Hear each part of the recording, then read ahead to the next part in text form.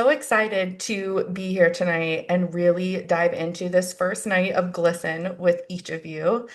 Tonight, what we're really going to do is attune to some of the most important astrology for the work that we're doing together.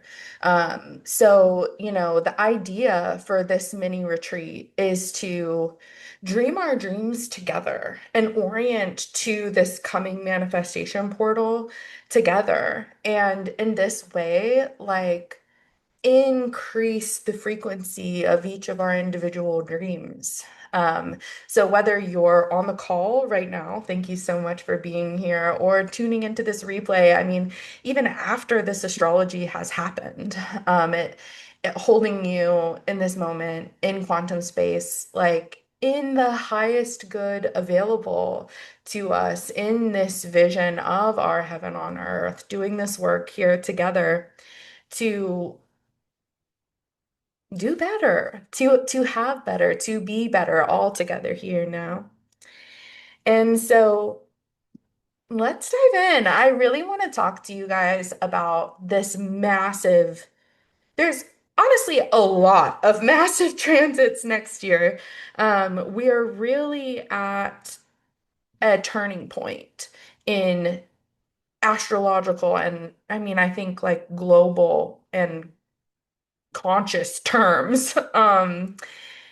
What I really want to hone in on tonight is looking at the way that Saturn and Neptune are holding hands, initiating themselves into the first sign of the zodiac, Aries, after spending quite some time in Pisces, especially for Neptune.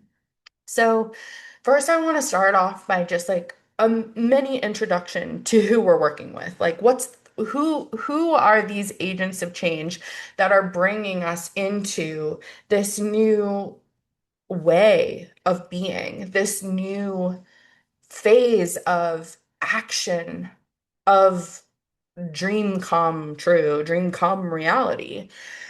So first we'll look at Neptune because Neptune is going to enter Aries earlier in the year.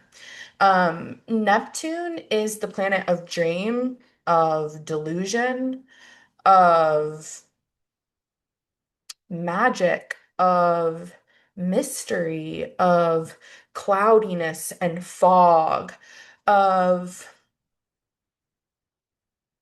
dream come true. And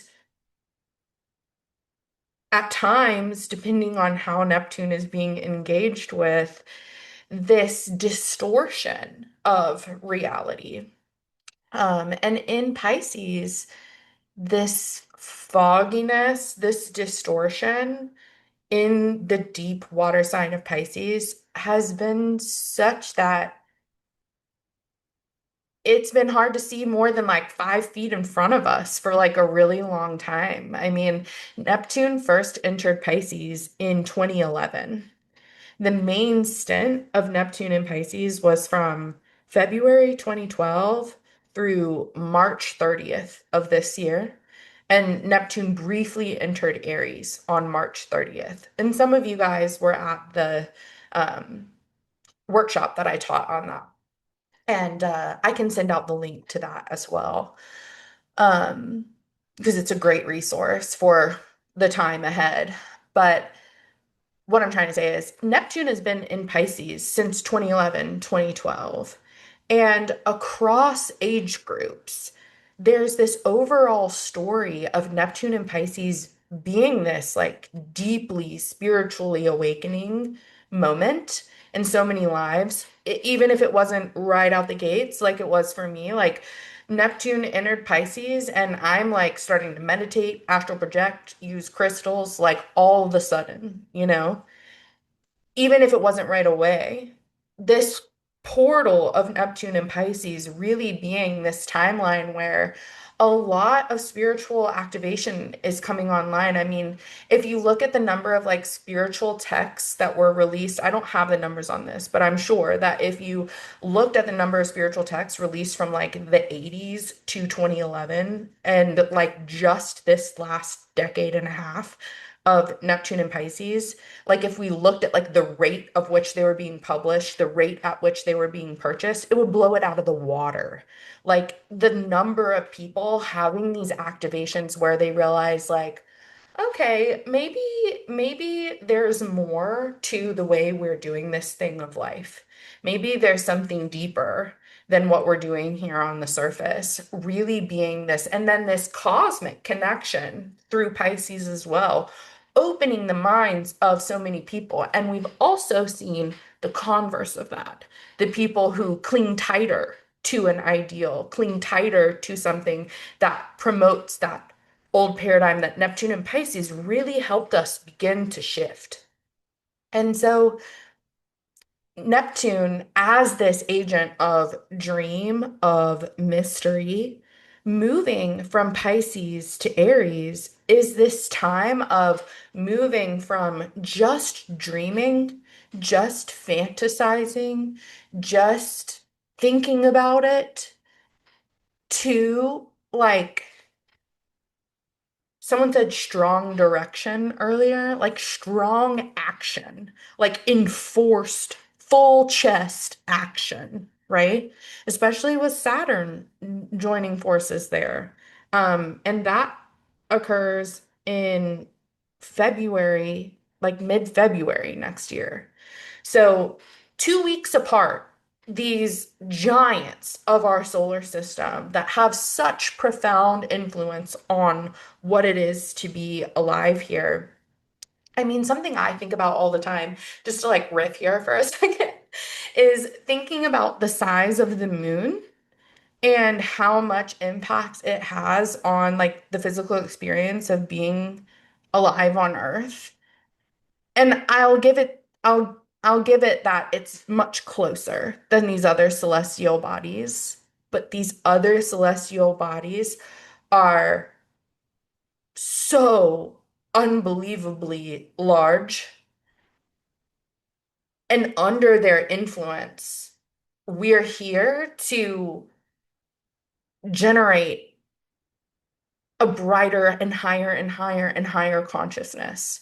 And so when we're tracking with these transits, what we're looking at is this like cosmic attunement system that hits us all in different places because of the way our birth charts work, right? Depending on what your rising sign is, what your sun sign is, it's hitting you in a different area of your life, of your body, of your experience. But it's this giant cosmic attunement for the world.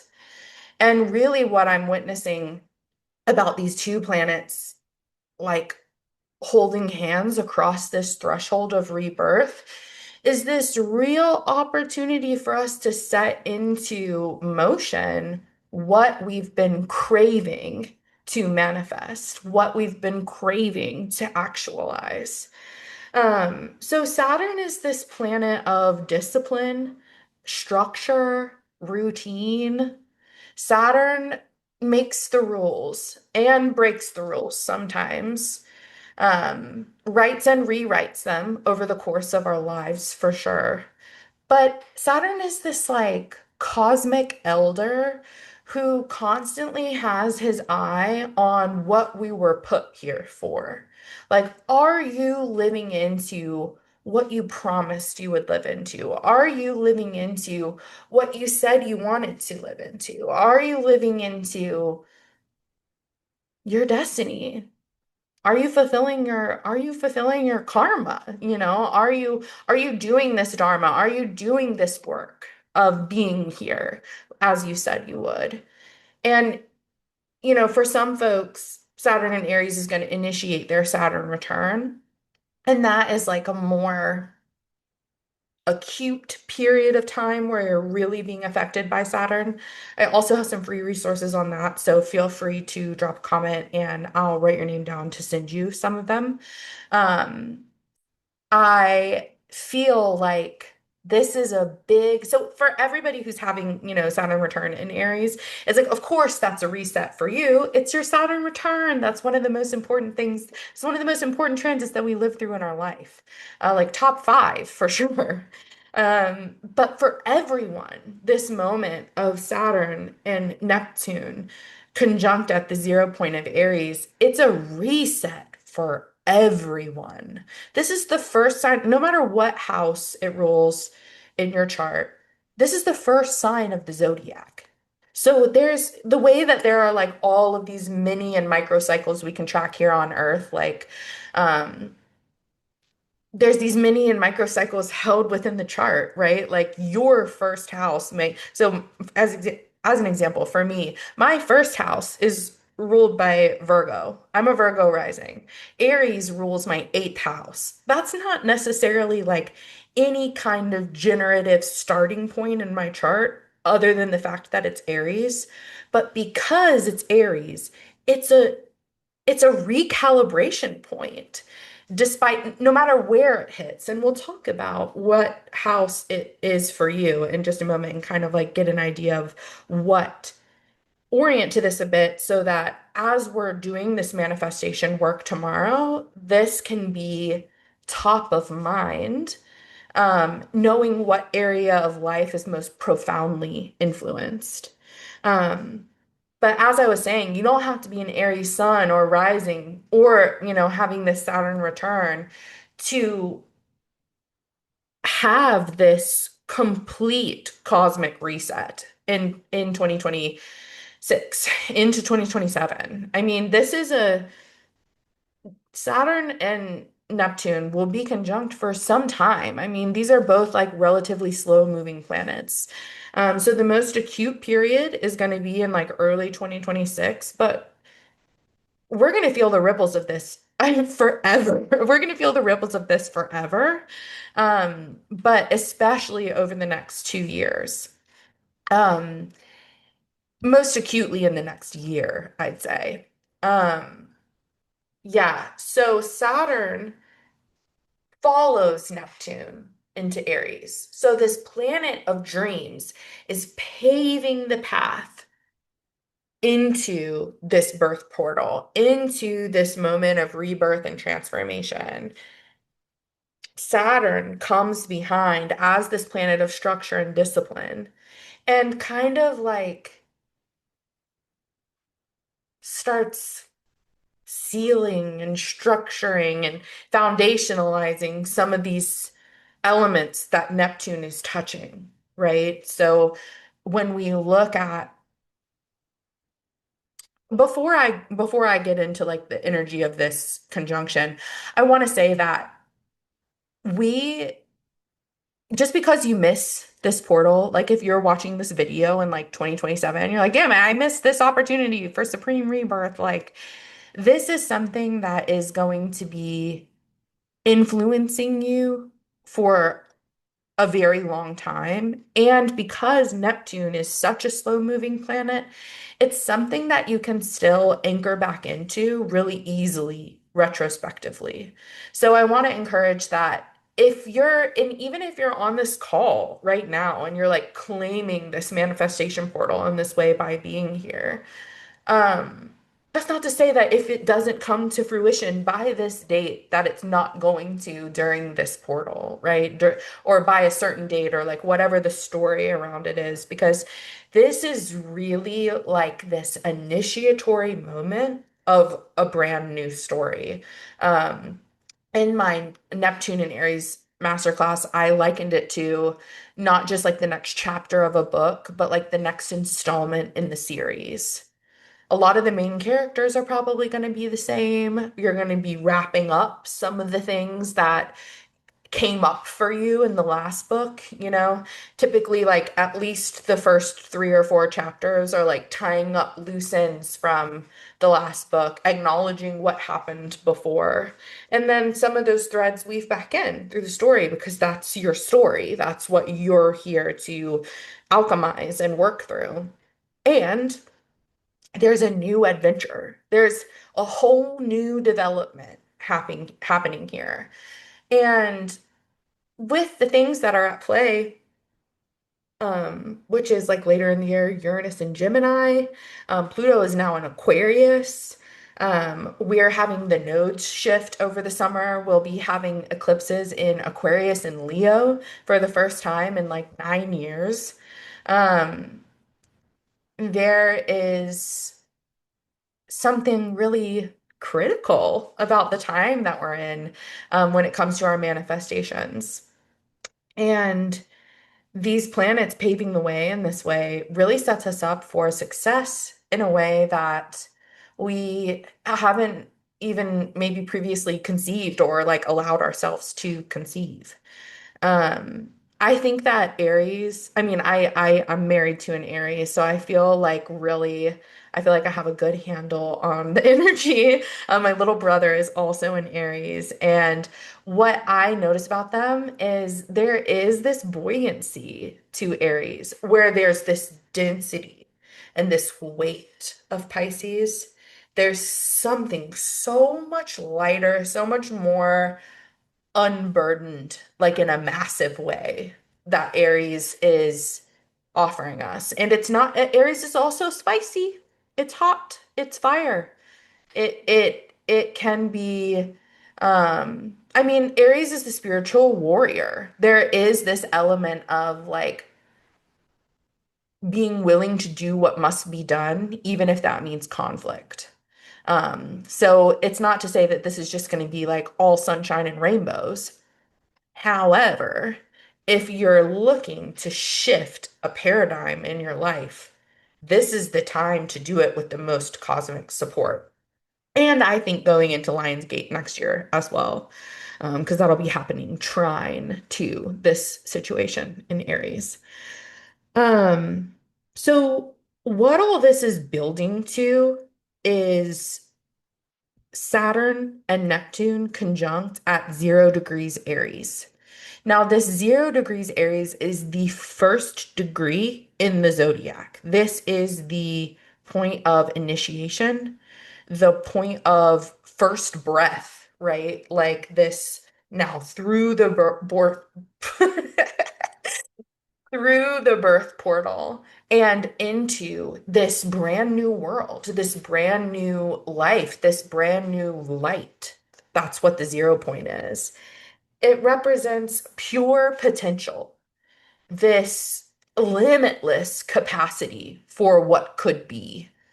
Um, it's also about outer manifestation, the intangible become tangible. And it's also like this moment of recognition, both for ourselves and for the other people in our lives. So it's like, it's not just like starting to manifest and having these ripples that you notice in your life. There's this like external validation and recognition and experience of these things that you've been working toward and manifesting. And this is on like a mundane and you know, legacy level, you know. Um, this is about the things that you need because you're a human being on Earth and the legacy that you want to leave behind. You know, the work that you're doing, capital W, the impression that you're leaving, the impact that you're having on consciousness. Fulfilling that soul contract, you know, what did you come here to do? This is the portal to like really dig into that. How do you want to make the difference that you know you want to make? How do you live the most vibrant version of your life? So this conjunction at the 0 point of Aries almost gives us this like slate wipe moment of the things that we've had limiting beliefs around in the past, um, having this opportunity to like not even be able to relate to those limiting beliefs anymore. This real transformative approach to this real transformative and embodied approach to manifestation where instead of having to exert ourselves to overcome these limiting beliefs, actually tangibly shift our reality outside of those limiting beliefs into a paradigm where they simply aren't relevant or available to us, is really what I want to offer here. So, and that's not to say that if you have limiting beliefs come up in 2026, that you're doing it wrong. But if they do come back up, there's something that Saturn and Neptune really want you to know about that limiting belief, really want to challenge you to confront about that limiting belief. And I think back to my Saturn return all the time because I have Saturn in Aquarius, so that's a Saturn ruled sign. And my Saturn is 1 degree away from my sun. So my Saturn is at 9 degrees Aquarius and my sun is at 10 degrees Aquarius.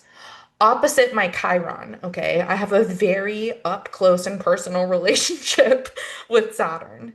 And when I had this Saturn return, I did have these major activations. I mean, really confronting moments for me during my Saturn return.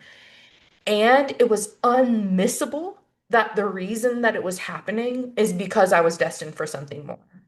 The reason that it was happening is so that I could be prepared to have what it is I've been asking for, what it is I've been dreaming of. And whether or not this is your Saturn return in Aries, I think that this is always a gift that Saturn offers to us, especially in conjunction with Neptune. Um, what I want to offer as well around this limiting belief is that Neptune does create fog.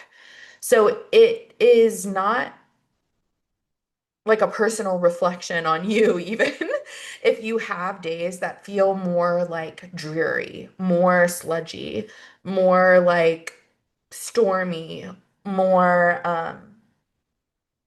more like there is something looming, limiting you in some way.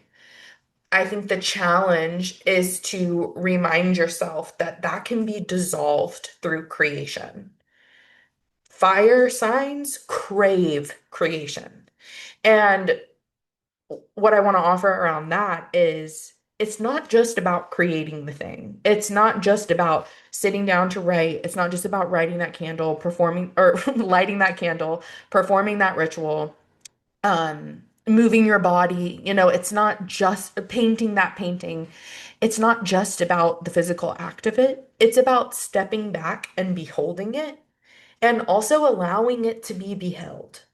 So and if you can manage to create around the things that you are manifesting, whether this is like, one of my long-term clients, Marcy, creates these beautiful art journal pages. So whether you're creating like an art journal, a collage, whether you're painting a painting, whether you're dyeing your hair, whether you're painting your nails, whether you're just cooking dinner, doing these acts of creation with the mindset that it's bringing you closer and out of this fog, closer to your destination, closer to your desired reality, and out of the fog, and offering the fires in whatever way you're manipulating them, whether that's lighting a candle, using your creative flame, literally using the flame to warm your foods as you cook, and creating the meal, this offering that summoning of that fire to this dissolving of whatever funk, especially as Neptune dries off a little after being at home in Pisces for so long. I mean, 2012, 20 really first entry was 4411. So that's 15 years of being in and out of Pisces. Imagine swimming in the ocean for 15 years. It would be so much fog like radiating off of you as you dry off, if you were Neptune. Anyway, as we come into this space of these planets coming out of the waters and into the flame, there's this natural period where things are being burned away. So if you have a limiting belief come up, maybe even framing it like it's giving you this opportunity to be done with it. It comes up so that you remember to offer it to the flame. Um, even if it's multiple times. So I want to talk about like where this is going to happen realm-wise for every sign of the zodiac. Um, so that you can have an awareness. This doesn't mean that like your manifestations, if they're not in line with this realm of life, it doesn't mean that that's not still supported. But we are gonna feel this 0 point conjunction. We felt it last time it happened. It didn't come completely like to the same exaction that it's happening in 2026. Like not quite the same energy, because it wasn't permanent yet. And I'm not sure it even, I'm honestly not sure if it even applied all the way. I think it must have, but it wasn't like, it didn't pull as much focus, I suppose, is what I'm trying to say. What we can do with this wisdom of what house this is activating for us is get a little mindful around what we are manifesting in that realm. Even if it doesn't touch these overall like life goals that you may have for yourself. Like let's say you really are trying to manifest a new house, but this is coming up in your fifth house of creativity and creation. We're going to want to have an eye on both of those elements in tomorrow's ritual. This thing that you really want for yourself and what's going on in the realm for you for creation, authentic self-expression. So what I'll do is run through the zodiac in order, and I'll tell you what realm we're moving out of and what realm we're moving into with both of these planets moving from Pisces to Aries. So if you're an Aries sun or rising, you're wrapping up a period of time where these planets were lingering in your 12th house of karmic completion, mystery, innate magic, and isolation. Sometimes the 12th house is prickly for people, sensitive for people, because there's something around like this supreme like maturation, like this rite of passage into a new era of selfhood. Um, and it can be disconnecting a little, especially following transits to your 11th house of community connections. It's a stark difference. And this is going to be a stark difference too, because the 12th house to the first house brings us from these like liminal identities that we have like in the very, very backs of our souls in the 12th house to what's on the surface of our lives, our identity, the first house. So if you're Aries sun, Aries rising, this next period of life is it's about you, baby. It's about what you want for yourself. What do you want to be known for? How do you want people to see you? How can you evoke your most authentic self? This isn't just how we identify, it's also how other people experience us.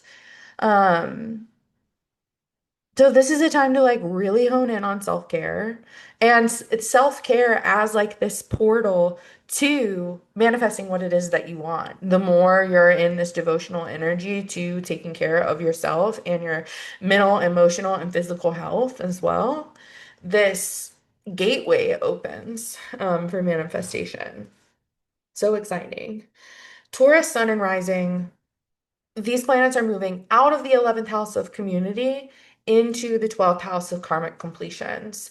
So Taurus sun and rising you will likely have things come up for release for this declaration of I'm complete with that actually. I actually get to be done with that. And I think it gets to be an exciting time. This buoyancy of Aries ruling your 12th house. I also have a fire 12th house, and it's a little easier to hold, I think, than maybe some of the other elements.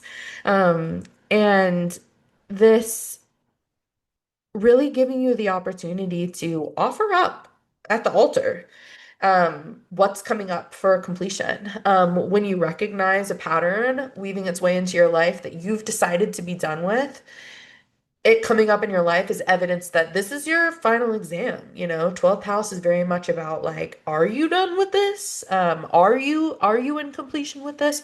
Prove it to me. Show your work. Saturn is really big on like character. So there's this element of like, you say you're done with it, show it to me. And I think that that gets to feel like a graduation ceremony as well. And I think that there's magic here in celebrating when you're breaking a cycle of things that you want to be done with. When you witness yourself break a cycle, even if it's like something as, as minor as like a situation that used to dysregulate you, you now have like a dope coping skill for. And the thing that used to overstimulate you doesn't overstimulate you every time anymore. Or, what fill in the blank. It can be these like minor things that you're healing and releasing, and then seeing that stimulus not trigger you in the same way. Whether it's like a pattern in friendship where you're overgiving and they're undergiving, being put back in the same scenario where you're like, I think I've seen this film before, having this opportunity to actually step away from it, divest from it, and come into a place of like, I think one of the things about the 12th house and like crone energy in general is like stepping into this like fully embodied sense of self-worth.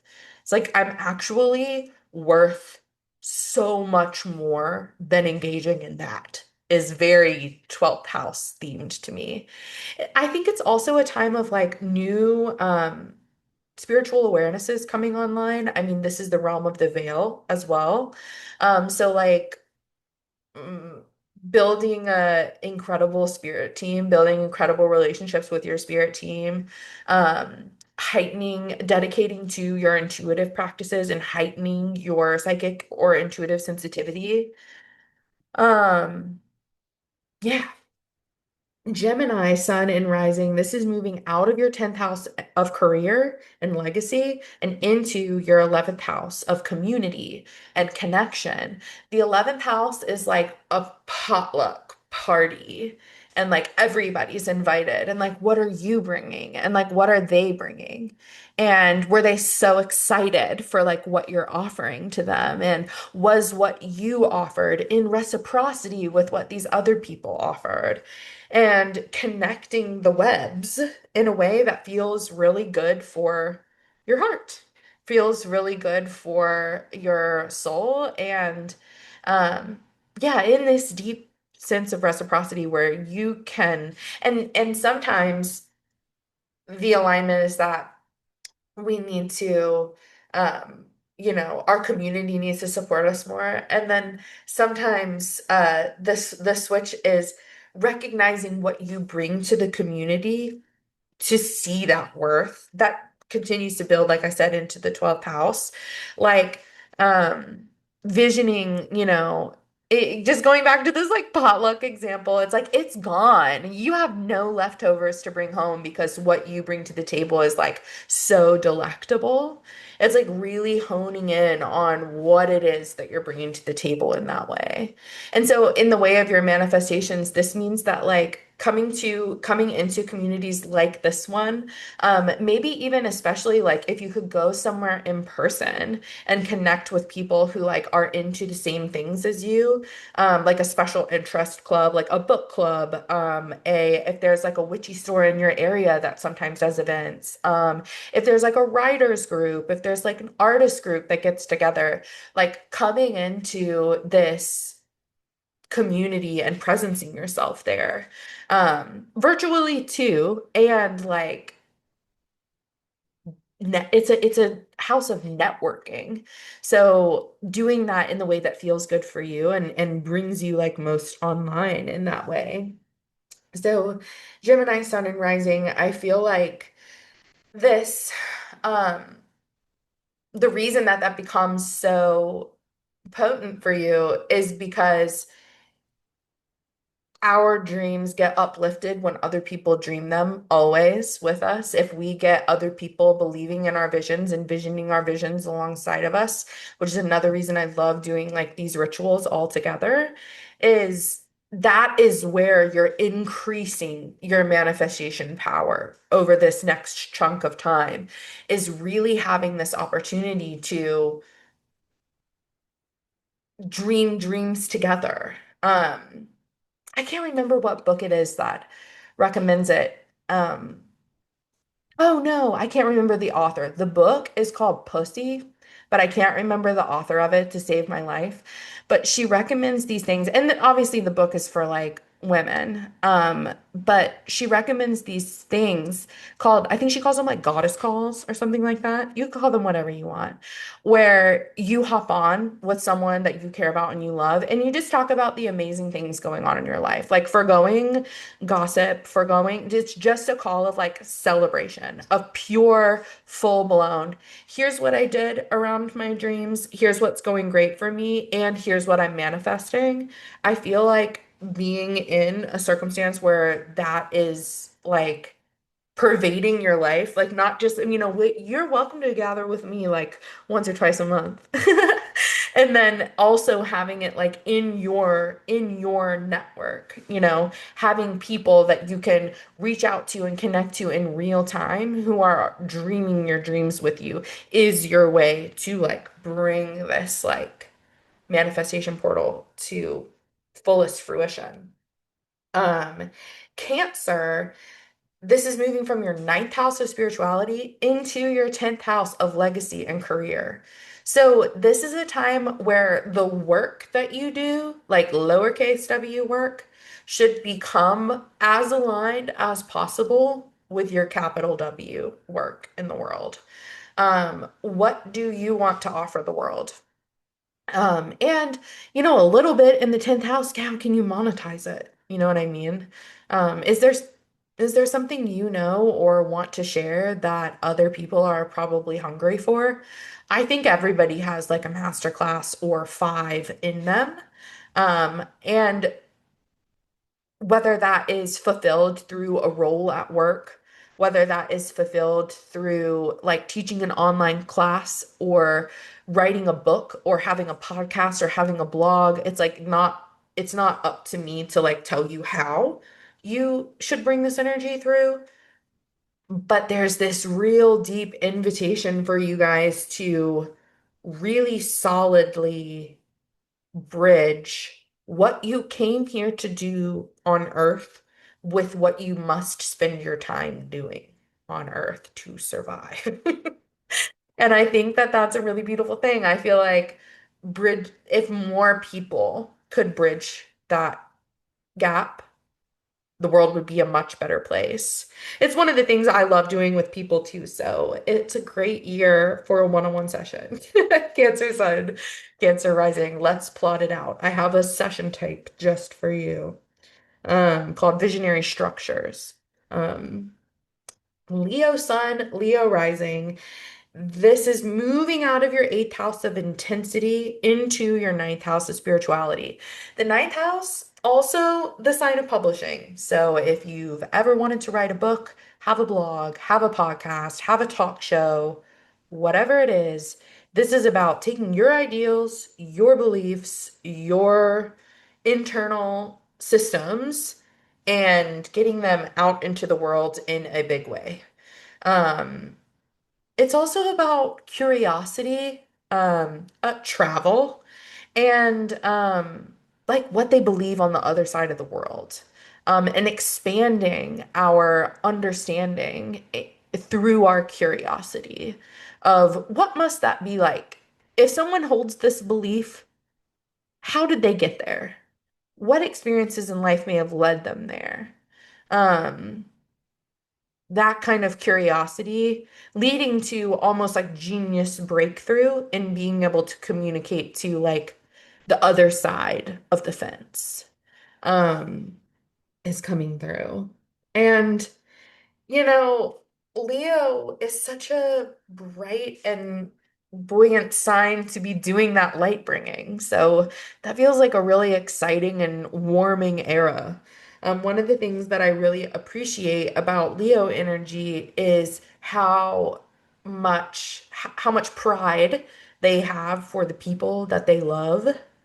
And so in this time, like one of the ways that Leo can really be in this frequency of this spiritual alignment time is like, and widen and like amplify this manifestation portal is to really be in deep connection with those that you love and really be dreaming their dreams with them. Similar to what we were talking about with community, but really being in this like collaborative space is coming through, which I honestly didn't expect, but I'm gonna stand 10 toes down on it.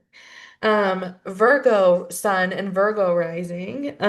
This is moving out of the seventh house into the eighth house. So out of the realm of partnership, of truly being known, and I believe of like honing magnetism and into this deep, deep depth of the eighth house.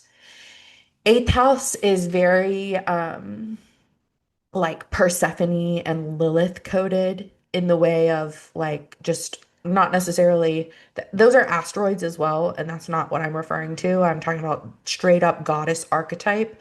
This like queen and Hecate, like this energy of thriving in the underworld, of bringing light into the underworld, bringing life into the underworld. Um, and in this way, I think this is a time of similar to how I talked about Taurus sun, Taurus rising. They are having these things come up for confrontation and alchemization for this in the name of karmic completion.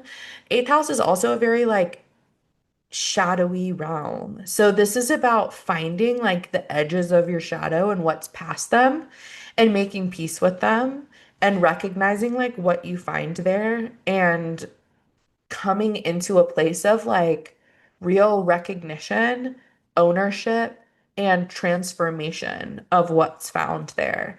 So similar to Taurus, I think this is a time of like those limiting beliefs coming up, those like judgments, I think too, eighth house, like of our own shadow, these pieces that actually exist in ourselves, that when we're confronted with them externally, we judge them. Coming in and healing those pieces within the body, within the psyche, within our own underworld, so that we can engage with them more wisely in the upper world. Um, it's also a house of mutual interest. It's a house of mutual investment, of support from the universe. So there's something around here like, you know, around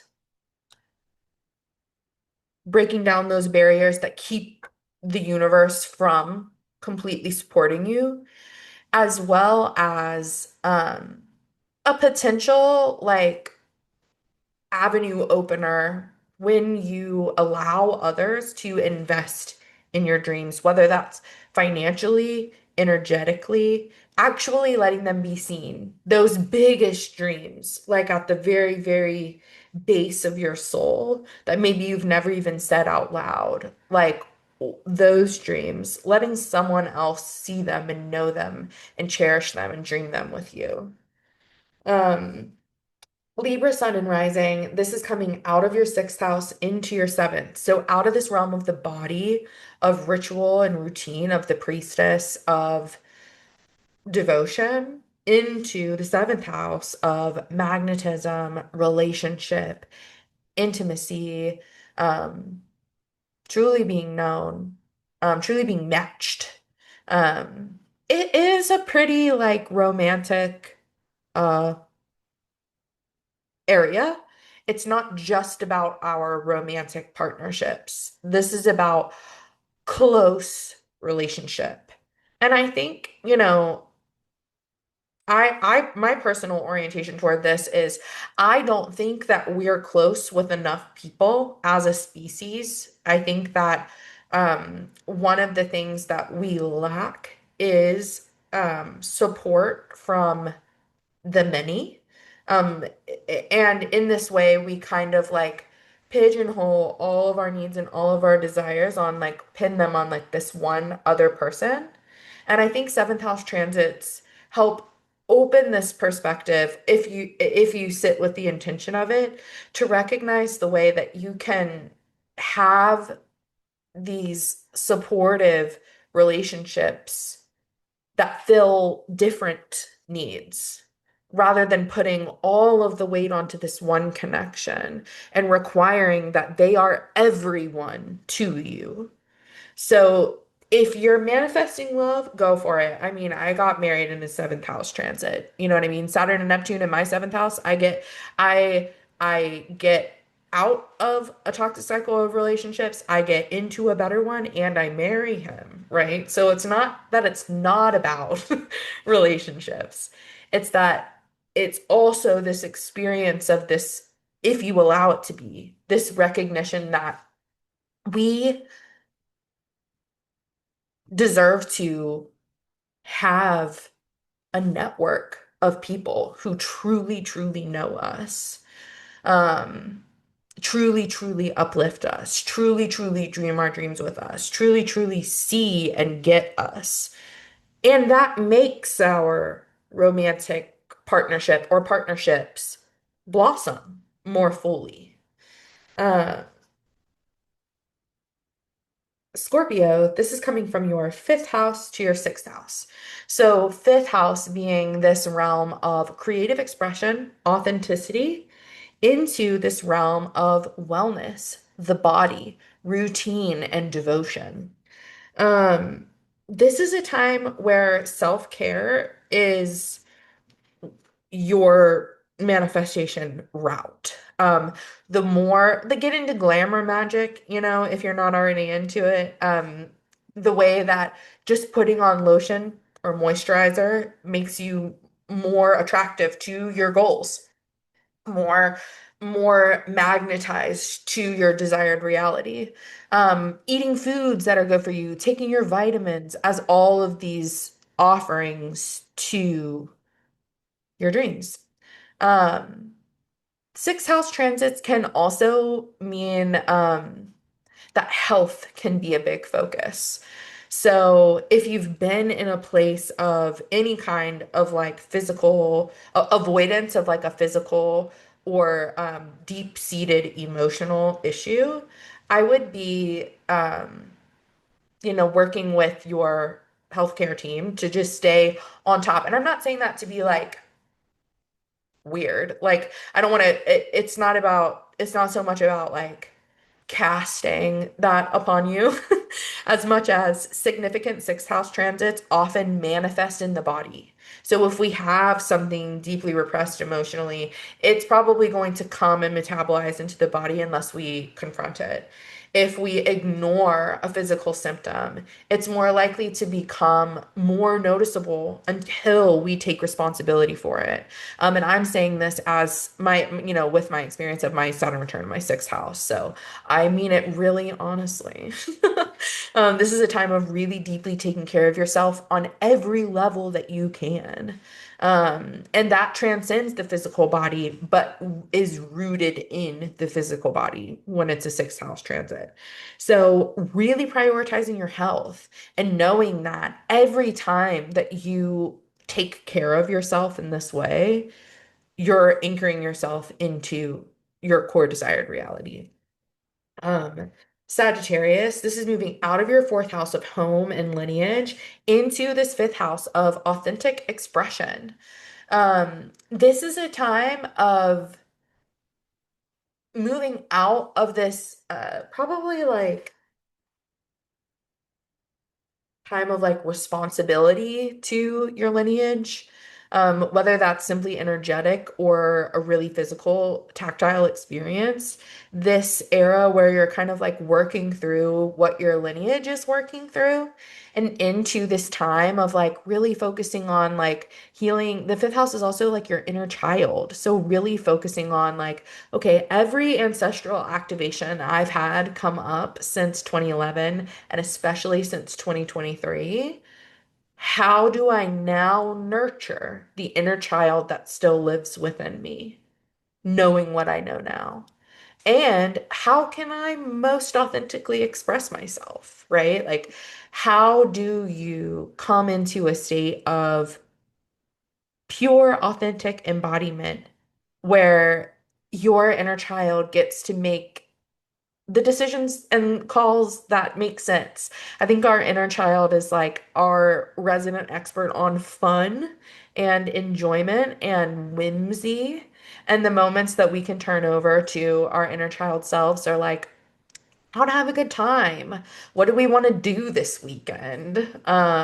Maybe not like making our financial and relational and professional decisions, ideally, but what color sheets are we buying? You know, like what color are we painting the walls?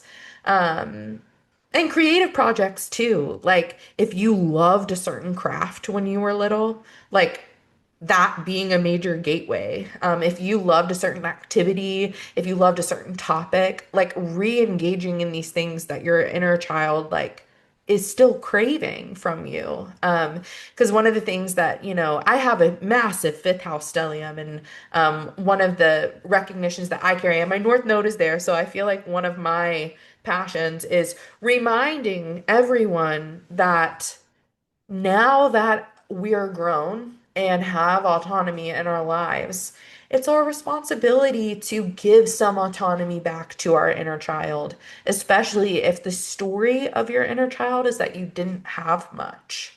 So, letting yourself express, even if that's screaming at the top of your lungs or singing off key or dancing really badly or trying to like juggle or hula hoop or whatever it is, just letting your inner child like call those shots, being a gateway for this manifestation.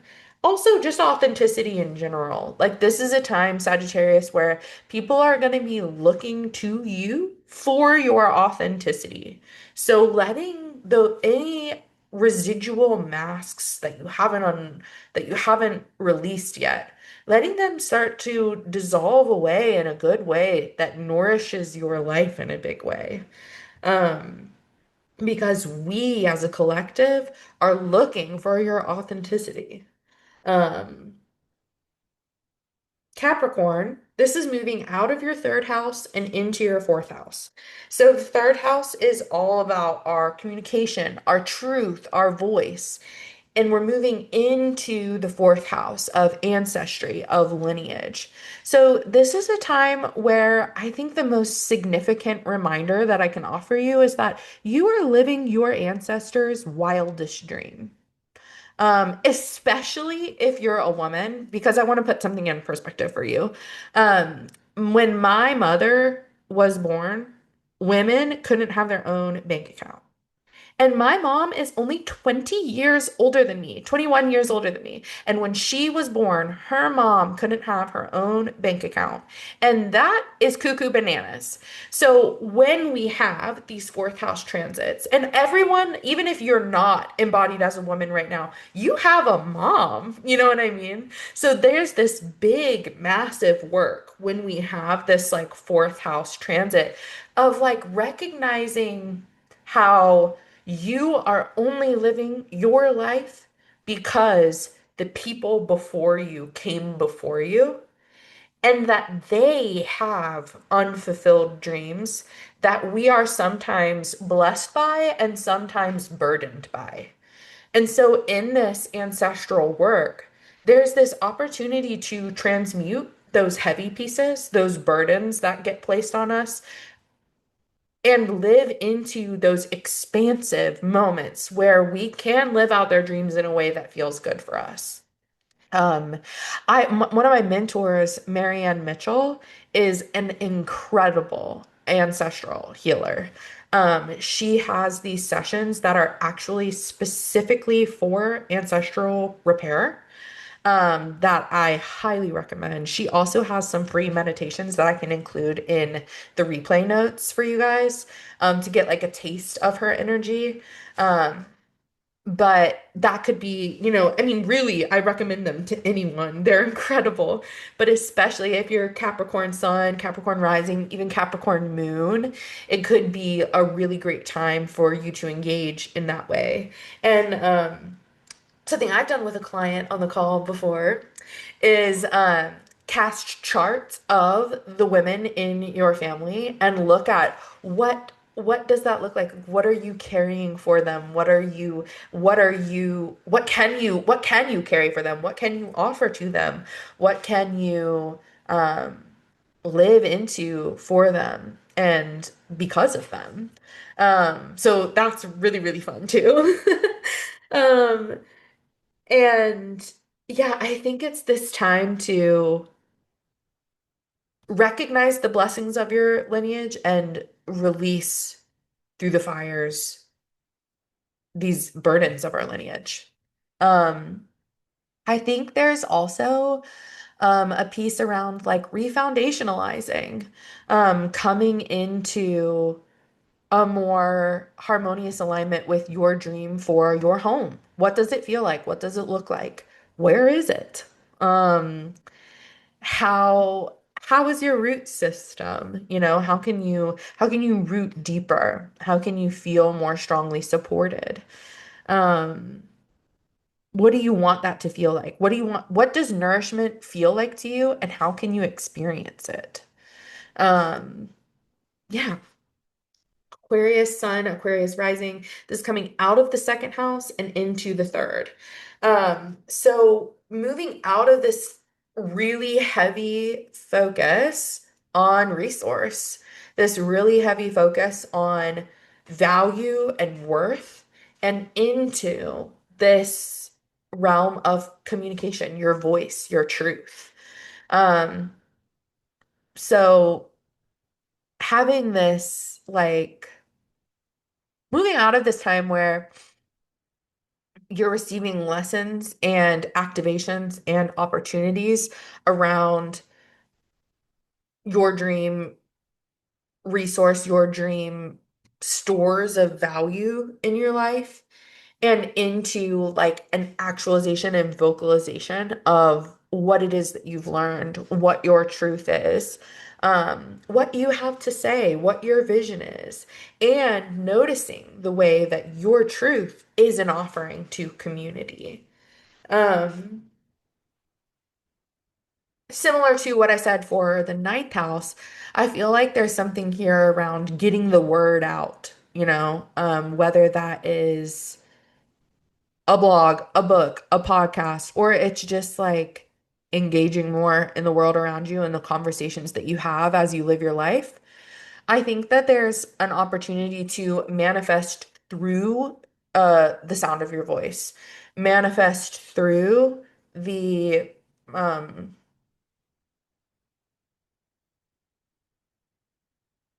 exact resonance of your truth. Um, Unmuted, uncensored, what is the truth of what you have to say? Um, and finally, Pisces Sun, Pisces Rising. We're moving out of the first house of self and into the second house of resource. So this looks like really reframing and rebelieving what's possible for you financially, what's possible for you around um, self-worth, self-value, and what is it that you place value on, is probably like undergoing some redreaming.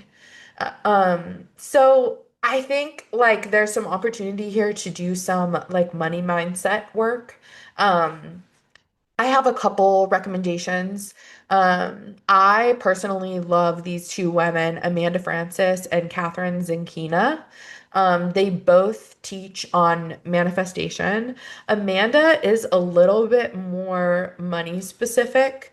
Um, there's also a book called You're a Badass at Making Money by Jen Sincero That is really good as well. But I don't follow her online or like listen to her podcasts or videos or anything. The other two I'm like a little bit more tuned into. Um, they are self-made multi-millionaires, and they've really grown an empire because they know the truth around manifesting your desires. And being in their energy and being in their frequency often attracts money into my world. Like listening to a podcast, some of the biggest sales I've ever made have come through on Catherine's podcast, or like while I was reading Amanda's book, or what have you. Just their frequency is so elevating that I feel like and if they don't resonate, like if you're like, sitting with their stuff and it's not resonating, there are so many people teaching on these topics that you can drop in with and just find the people who are really telling the story that you resonate with. But doing some reworking, I mean, one of the things that I love about Amanda's book is the journal questions at the end of each chapter really have you state and restate your visions for yourself and rework all of your limiting beliefs around, and she has you like flip your limiting beliefs. Um and I think that practice is just so powerful.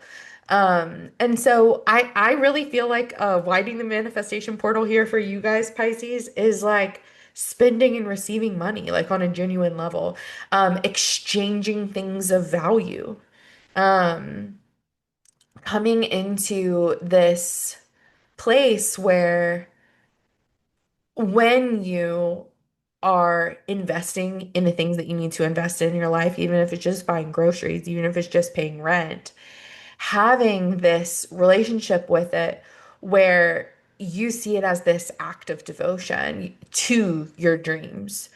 By way of paying this, I am setting myself even further along this track. Um, yeah.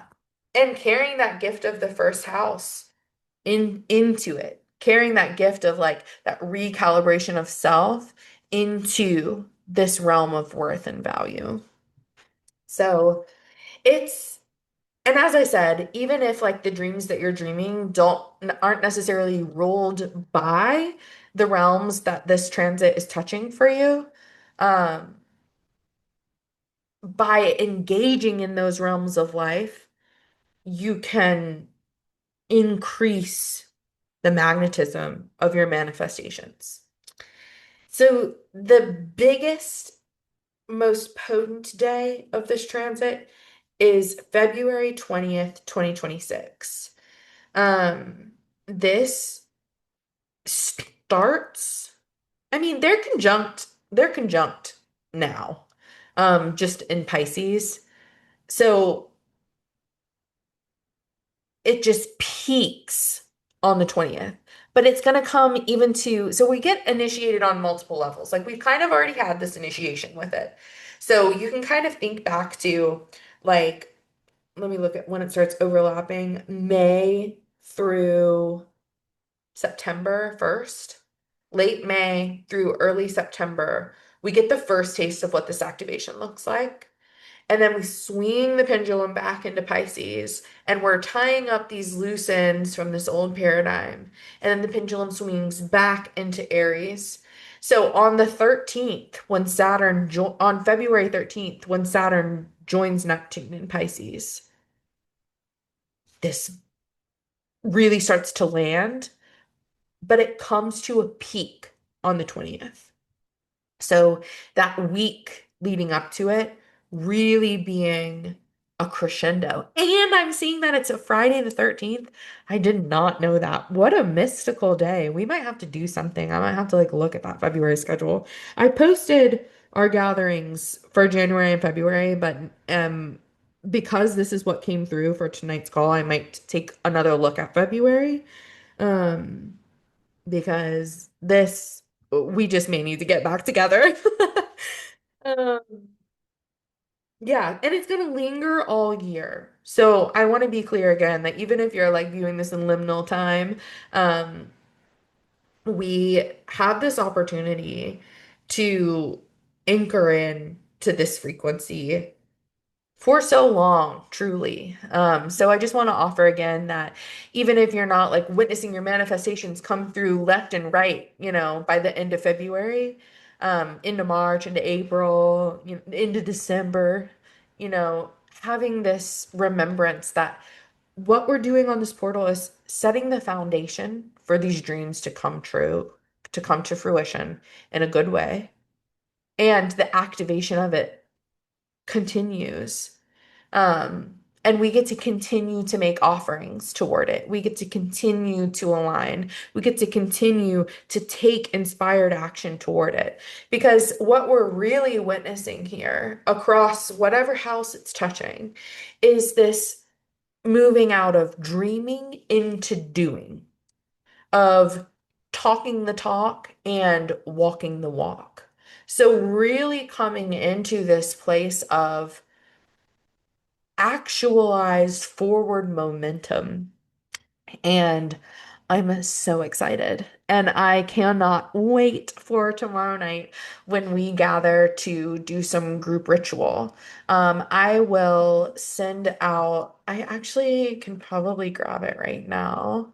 Um, the link for the materials for tomorrow, which I always try to make it so that the materials aren't 100% necessary. Um, and if you feel called to gather them, you can take part in a more practical way. So I'm dropping in the chat a link to the page that has all the details for the rest of our weekend together. Um, and I can't wait to gather. I'd love to come off of pinning myself. And if anybody has anything to that they want to share, contribute in any way, the floor is yours.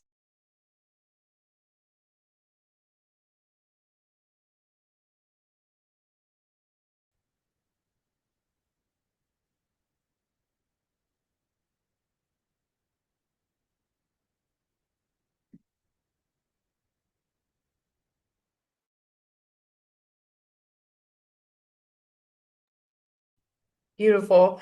I'm so excited that each of you was here tonight. Thank you so much for wading through these uh, tremors and tendrils of cosmic wisdom together. It feels so nourishing to be doing this work with you. Tomorrow night, we'll gather at the same time on the same Zoom link, and we will be using the structure of a workbook that I put together. So if you want to print it out, you're more than welcome, but I will have some slides tomorrow night with the journal prompts up so that you can follow along even if you don't have access to the workbook. Um, and we'll kind of be doing this dreaming practice that I've cooked up for us all the way through together with some mystical enhancements. So I'm super excited about it. I can't wait. I love you each so much, and I'm so grateful to be on this journey together. And I can't wait to dream your dreams alongside of you. Um, you are so welcome. Oh, I just realized I didn't read the chat. Doom doo doo. Yeah, I'll include it when I send out the replay. Marianne has a free weekly meditation, actually. It's called In Service to the Heart. Very deep, very juicy. Um, she's also teaching a workshop tomorrow. So I'll try to get this out early so that if you guys want to engage in that, I'll be there, because I support her work. Um, And she was actually our officiant. Huge stamp of approval to Marianne and so much gratitude. She's my energy worker. Um, yeah.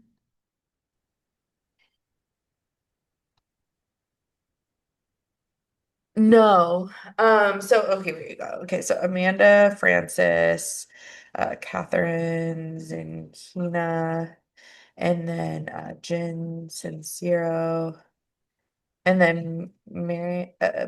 This is Marianne's website.